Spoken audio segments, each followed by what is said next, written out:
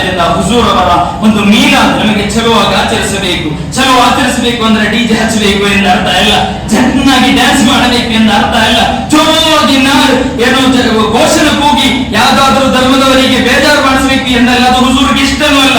ಅಲ್ಲಿಗೆ ನಿನ್ನ ಈಮಾನ್ ಮುಗೀತು ಅಂತ ತಿಳ್ಕೊಳ್ಬೇಕು ಅಷ್ಟೇ, ಬೇರೆ ಏನೂ ಇಲ್ಲ.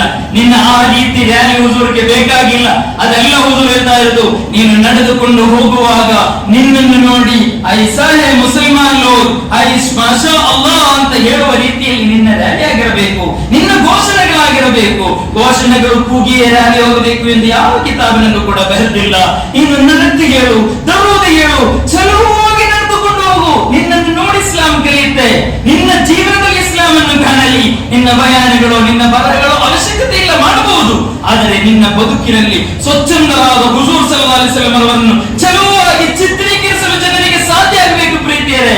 ಇಲ್ಲ ಅಂದರೆ ಸುಮ್ಮನೆ ಡಿಜೆಯಲ್ಲಿ ಕುಣಿದಾಡಿ ಅದು ಇದು ಮಾಡಿ ಸುಮ್ಮನೆ ಈ ಇಸ್ಲಾಮಿಗೆ ದಿಲ್ಲತನ್ನು ಕೊಟ್ರೆ ಆ ಮದೀನಾ